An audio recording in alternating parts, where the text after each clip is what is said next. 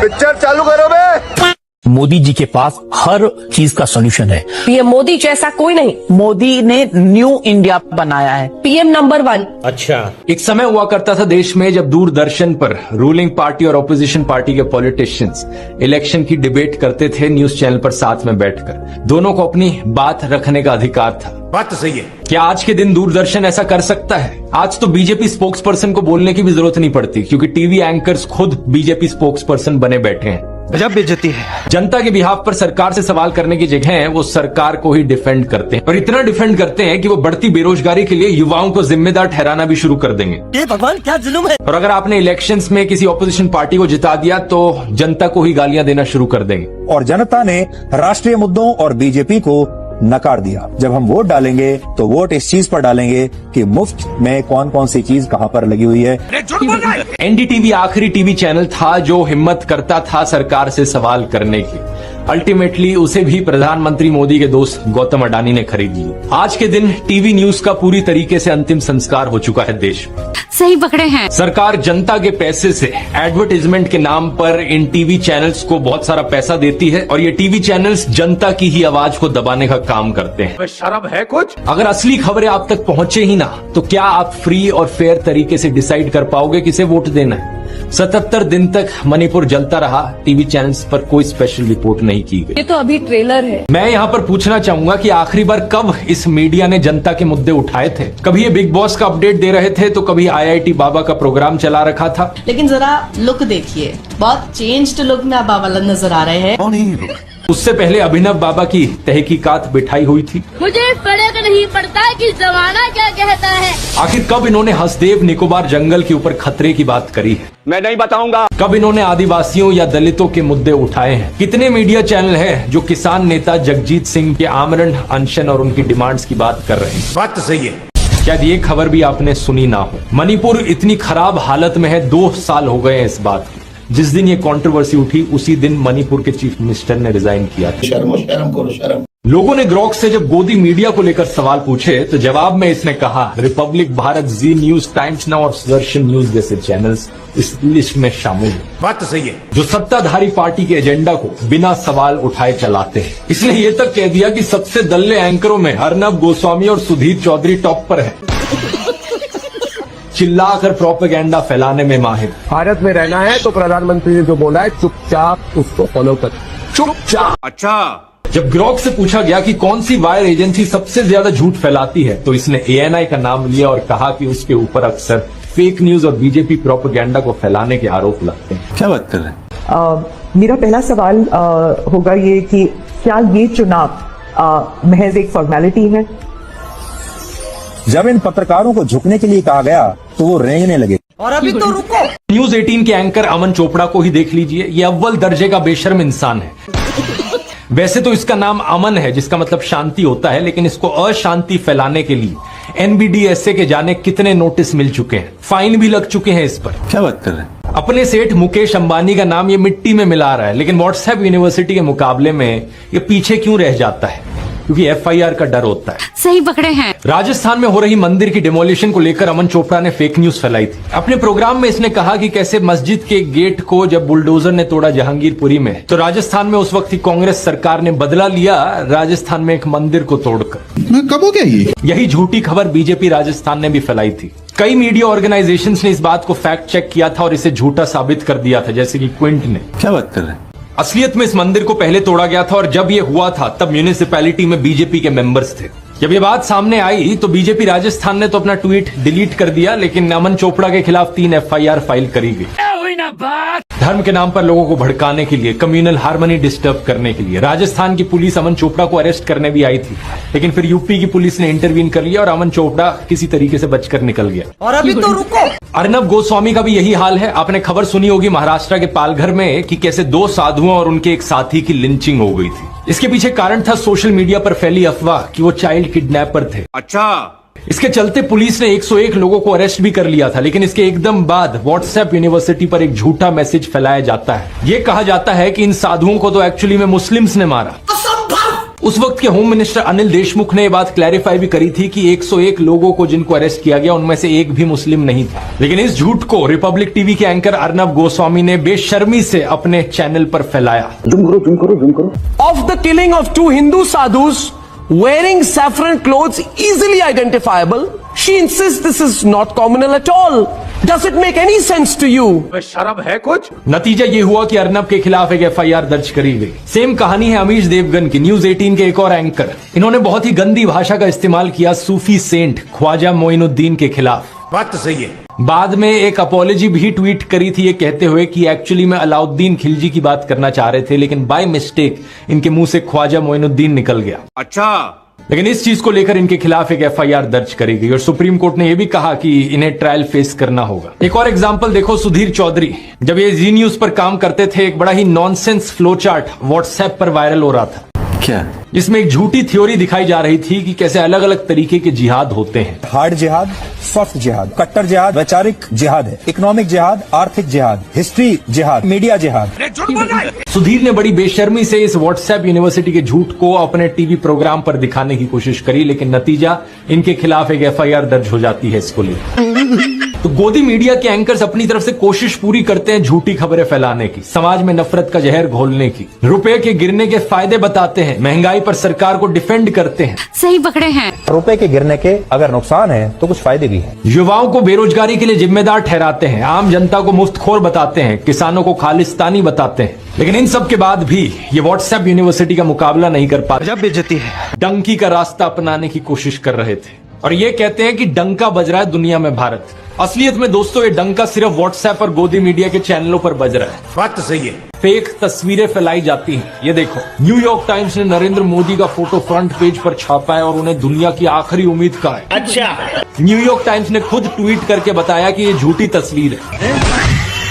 इस तरीके से व्हाट्सएप माफिया इंडिया की इंसल्ट करवाता है दुनिया में। गोदी चैनलों पर और बीजेपी के नेताओं के द्वारा कहा जाता है कि रशिया और यूक्रेन की वॉर रुकवा दी इन्होंने, वॉर रुकवा दी पापा। इस रिपोर्ट को देखिए, बिहार के वैशाली डिस्ट्रिक्ट में अमन कुमार सिंह ने एक 17 साल की लड़की सोनम परवीन को मार डाला। हिंदू लड़का मुस्लिम लड़की, इसलिए गोदी मीडिया इसकी बात करेगा ही नहीं। सही पकड़े हैं। न्यूज 18 हिंदी की वेबसाइट पर एक खबर जरूर छपी, लेकिन इन्होंने लड़के का नाम नहीं लिखा। बस ये लिखा कि हत्या के पीछे प्रेम प्रसंग की आशंका जताई जा रही है। अभी और सुनिए। यूपी के शामली डिस्ट्रिक्ट से इस खबर को देखिए। नाइमा उर्फ ईशा अपने घर से भाग गई और एक लव मैरिज करी अंशु के साथ। अंशु एक शार्प एज हथियार से ईशा पर हमला करता है और इसे मारने के बाद उसकी बॉडी कुएं में फेंक देता है। कर्म करो, भगवान से डरो। वहां के एसपी ने इंटरोगेशन के बाद बताया कि हस्बैंड अंशु ने अपना गुनाह कबूल किया। रसूलपुर गांव की इस न्यूज रिपोर्ट को देखिए। 20 साल की गुलनाज खातून को जिंदा जला दिया गया एक आदमी और उसके दोस्तों के द्वारा, क्योंकि उसने मैरिज प्रपोजल रिफ्यूज कर दिया था। ये सब क्या देखना पड़ रहा है? यहाँ अक्यूज्ड कौन था? सतीश कुमार राय। पिछले साल जब साक्षी और साहिल खान की खबर मीडिया में फैलाई जा रही थी, तो उससे कुछ दिन पहले एक और वैसा ही इंसिडेंट हुआ था। क्या बात कर रहे हैं? बिहार का एक लेबरर रामानुज साहू सूरत गया अपने परिवार से मिलने। उसका अपनी पत्नी रेखा के साथ झगड़ा हुआ और उसने रेखा पर 10 बार चाकू से वार किया। कौन है ये लोग? जब उसकी 19 साल की बेटी ने अपनी मां को बचाने की कोशिश करी तो उसने उसे भी मार डाला। नजफगढ़ की इस खबर को देखिए। विपुल सिंह नाम का आदमी खुले में धमकी देता है कि वो मुसलमान औरतों को मोलेस्ट करेगा और मारेगा। दिल्ली पुलिस और एनसीडब्ल्यू ने इस पर कॉग्निसेंस भी लिया। शर्म है कुछ? या फिर 5 महीने पहले की कर्नाटका की इस रिपोर्ट को देखिए। 39 साल का आदमी प्रवीण अरुण, इसने अपनी 21 साल की एयर होस्टेस कोलीग आयनाज के साथ दोस्ती करी। जब आयनाज ने इससे कम्युनिकेट करना बंद कर दिया, ये उसके घर में गया और उसे मार डाला। यही नहीं, अभी और सुनिए। और इसके बाद इसने उसकी मां को भी मार डाला, उसकी बड़ी बहन को भी मार दिया और उसके छोटे भाई 14 साल के उसको भी मार दिया। फिर से हिंदू आदमी है, मुस्लिम औरत है, तो गोदी मीडिया इसकी बात नहीं करेगा, ना ही आपको व्हाट्सएप पर सुनने को मिलेगी। शर्म करो, शर्म। 20 दिन पहले की इस खबर को देख लीजिए। 26 साल की रुखसार उर्फ रिया को उसके लिव इन पार्टनर ने मार डाला और उसकी बॉडी को एक कबर्ड में स्टफ कर दिया। क्या? अक्यूज्ड कौन था? विपुल टेलर नाम का आदमी। जब दैनिक जागरण में एक खबर छपी तो इन्होंने लड़की का नाम कहीं मेंशन नहीं किया अपने आर्टिकल में। कर्म करो, भगवान से डरो। अब इस खबर को देखिए। बैंगलोर में रहने वाला प्रदीप एक रुखसाना नाम की औरत से संबंध बनाता है। दोनों का साथ में बच्चा होता है। रुखसाना उससे शादी करना चाहती है, लेकिन वो ये नहीं चाहता था, तो उसने रुखसाना का खून कर दिया। ये भगवान क्या जुल्म है। ये भी कुछ ही दिन पहले की खबर है कर्नाटका से। मेरा एक ही सवाल है नफरत फैलाने वाले नमूनों से। आपको मैंने इतने सारे केसेस गिना दिए यहाँ पर पिछले 1-2 सालों के, जहां पर हत्या करने वाला एक हिंदू था। सही पकड़े हैं। क्या यहाँ पर यह कहा जा सकता है कि हर हिंदू आदमी यहाँ पर एक पोटेंशियल खूनी है? ऑब्वियसली नहीं कहा जा सकता। बात तो सही है। अब इस नए भारत में अर्नब गोस्वामी जैसे नमूने को देखिए। अर्नब गोस्वामी इस पहलगाम अटैक के लिए सुप्रीम कोर्ट को जिम्मेवार ठहरा रहा है। There was no need, in my view, for the Supreme Court to waste time getting into whether 370 abrogation was valid or not. It was a waste of time because, with the greatest of respect to the judges, they will not take responsibility for the security situation. आपकी औकात बता रहा हूं sir. ये वही नमूना है जिसकी व्हाट्सएप चैट लीक हुई थी और जिसने पुलवामा हमले के बाद व्हाट्सएप पर मैसेज लिखा था, this attack we have won like crazy. Pulwama attack के बाद सबसे पहले कवरेज कर लेने का ये जश्न मना रहा था। सही पकड़े हैं। मोदी मीडिया एंकरों से इतनी सिंपल बात नहीं पूछी जा रही कि जिस जगह इतने सारे टूरिस्ट जमा थे वहां प्रॉपर सिक्योरिटी क्यों नहीं थी। आज तक चैनल के कॉरेस्पॉन्डेंट ने ये कहने की कोशिश की तो उनकी बात को बीच में ही काट दिया गया। क्या ये मजाक नहीं है। 2000 टूरिस्ट किसी एक पिकनिक स्पॉट पे हैं, वहां पर ना ही पुलिस बल की कोई तैनाती, ना ही सुरक्षा बलों की कोई तैनाती। हम देखते हैं जब अमरनाथ यात्रा होती है। ये भगवान क्या जुल्म है। ये सवाल एक बच्चा तक पूछ रहा है। सरकार तो गई हुई है, मतलब इतना बड़ा आतंकवादी का हमला हुआ, उन्हें कुछ पता ही नहीं है। इधर पूरी नीचे पूरे आर्मी का बेस है, उन्हें पता ही नहीं है। शर्म करो शर्म। इस ट्वीट को देखिए। कहा जा रहा है कि 3 इडियट्स मूवी जो 2009 में रिलीज हुई वो सोनम वांगचुक को लॉन्च करने का एक PR अटेम्प्ट थी। अच्छा, मतलब यूपीए सरकार के अंदर 2009 में एक फिल्म बनाई गई ताकि 16 साल बाद जाकर सोनम वांगचुक को मोदी सरकार पर अटैक करने के लिए इस्तेमाल किया जा सके। कोई लॉजिक है इस बात? ऐसे अंधभक्तों से क्या लॉजिक एक्सपेक्ट करें?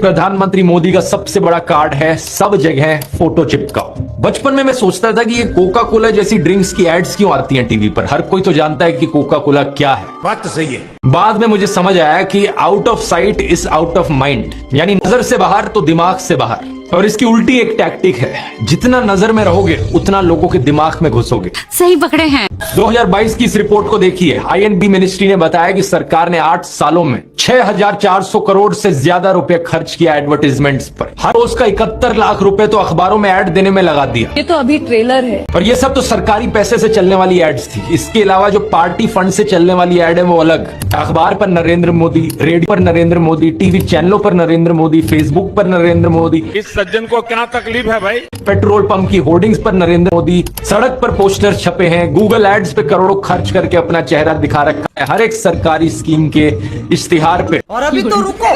अरे यार तो छोड़ो, कोविड वैक्सीन के सर्टिफिकेट पे भी नरेंद्र मोदी।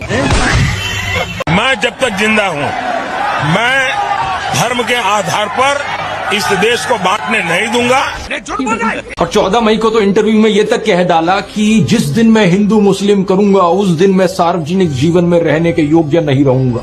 मैं जिस दिन हिंदू मुसलमान करूंगा ना, उस दिन मैं सार्वजनिक जीवन में रहने योग्य नहीं रहूंगा। मैं हिंदू मुसलमान नहीं करूंगा, ये मेरा संकल्प है, ये तक कह डाला। और मैं हिंदू मुसलमान नहीं करूंगा, ये मेरा संकल्प है। आप में से कुछ लोग ये देखकर कंफ्यूज हो रहे होंगे, यार ये कैसे हो सकता है, मोदी कॉम्युनल है या सेक्युलर है? ये लोग सत्ता के लालच में इतने पागल हो गए हैं कि इन्होंने देश के नाम को ही गाली देनी शुरू कर दी। देश के नाम पर ही इन्होंने डिवाइड एंड रूल खेलना शुरू कर दिया कि लोगों को अभी तक तो बस हिंदू मुस्लिम में बांटते थे, अब लोगों को इंडिया और भारत के नाम पर भी बांटने लग जाओ। शर्म करो शर्म। इसी चीज पर लोगों को लड़वाने लग जाओ। मैं बीजेपी वाले लोगों से सीधा कहना चाहूंगा कि थोड़ी सी भी शर्म आती है तुम लोगों को? तुम्हारा IT सेल मुझे बहुत बदनाम करने की कोशिश करता है इंटरनेट पर, एंटी बीजेपी एंटी मोदी के लेबल से लगाता है। सही पकड़े हैं। लेकिन अगर ऐसी हरकतें रहेंगी तुम्हारी, देश के नाम को गाली कहोगे, देश के नाम को बदनाम करने के लिए फर्जी खबरें फैलाओगे, तो मैं खुलकर तुम्हारा सिर्फ और सिर्फ ऑपोजिशन ही करूंगा। क्या बात है सर, क्या बात है सर। यानी कि फेक न्यूज फैलाओगे। ध्रुव राठी ने फेक न्यूज फैलाई है। दैनिक जागरण जैसा अखबार तक मेरे खिलाफ झूठी खबर फैलाने लगा कि मेरी चाइना से फंडिंग आती है। बताओ जरा, मैं कभी बॉयकॉट चाइना करके वीडियोस बनाता अगर मेरी चाइना से फंडिंग आ रही होती? ये बड़ी अच्छी बात कही आप।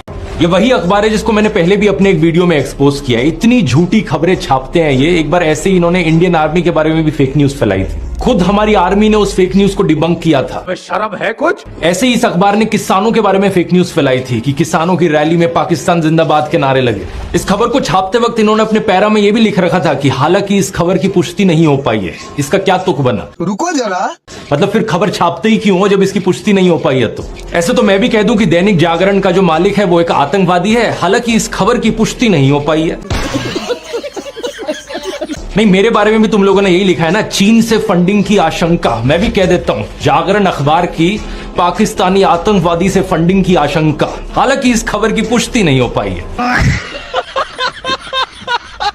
मैंने ये वीडियो बनाई थी, मैंने खुलकर कहा था इसमें कि चाहे कोई हिंदू हो, मुस्लिम हो, क्रिश्चियन हो, चाहे एथिस्ट हो, हर जगह जहां भी अन्याय हो रहा है मैं उसके खिलाफ। बात तो सही है, लेकिन मैं चैलेंज करता हूं इन गोदी इन्फ्लुएंसर्स को ये बोलकर दिखा दे। सच बात यह है कि ये हर अन्याय के खिलाफ नहीं है, इनके मन में नफरत भरी हुई है एक कम्युनिटी को लेकर, और उस कम्युनिटी के खिलाफ ये लोग दिन रात जहर उगलते हैं। सही पकड़े हैं। लेकिन इसका मतलब ये नहीं कि अपनी कम्युनिटी की चिंता करते हो। इस कश्मीरी पंडितों की बात ये गोदी इकोसिस्टम सिर्फ तभी करता है जब मुसलमानों को बीच में इन्वॉल्व करना हो। शर्म है कुछ? याद रखिए दोस्तों, जब नोकाली में दंगे हुए थे वहाँ हिंदुओं को बचाने के लिए महात्मा गांधी गए थे, गोडसे नहीं गया था। हिंदू हो या मुसलमान, उन्हें बचाने का काम महात्मा गांधी करते थे। ये बड़ी अच्छी बात कही है। और नफरत फैलाने का काम करता था नाथूराम गोडसे। ये गोदी इकोसिस्टम वाले सिर्फ और सिर्फ नफरत की पॉलिटिक्स से प्रभावित हैं। जिस दिन अयोध्या में बीजेपी हार गई, ये अयोध्या के हिंदुओं को भी गालियां देने लगे। ये भगवान क्या जुल्म है? गाजियाबाद पुलिस ने ऐसे 2 लोगों को गिरफ्तार किया। इनमें से एक शख्स तो वो था जिसने कन्हैया कुमार को रैली में थप्पड़ मारा था। आप पूछोगे कि अयोध्या के हिंदुओं के बारे में इतने भद्दे कमेंट्स क्यों कर रहे हैं? Good question. सिर्फ इसलिए क्योंकि वहां बीजेपी हार गई। इस बात से आपको समझ आ जाना चाहिए कि इन लोगों का रिलीजन है मोदी पंथ, और इन लोगों का काम है चाटुकारिता करते हुए सत्ता की मलाई चाटना। इतने बुरे नहीं है इस देश के मुसलमान, देख की जरा क्या कहते हैं। नरेंद्र मोदी जी कहते हैं ना कि भाई मुसलमान आ जाएंगे तो ये हो जाएगा। मैं कहता हूँ एक भी मुसलमान को आप नौकरी मत दो। मगर क्यों? आप देश के तमाम हिंदुओं को नौकरी दो, हम लोग ठेली लगा लेंगे, ठीक है ना। आप मेरे तमाम हिंदू भाइयों को नौकरी दो, लेकिन दो तो सही। बात तो सही है। हमारा भी कर्तव्य है मुसलमानों का, सिख का, ईसाई का, कि अपने भाई को खतरे से बाहर निकाले। हाँ, नहीं क्या करें? जुम करो। गली में मैं अकेला हिंदू, कुछ खतरा नहीं है। खतरा नहीं है? नहीं है। ये फालतू का अखबार है, किसी बात का खतरा नहीं है। क्या बात है सर? क्या बात है सर? सिंपल सी बात है कि किसी भी रिलीजन का जो भी इंसान गलत करे, हमारा लॉ एंड ऑर्डर उस पर एक्शन ले और बाकी सभी लोग देश में शांति से रह सके। इतनी सिंपल सी बात तो समझ ले, अपने यहां डाल ले।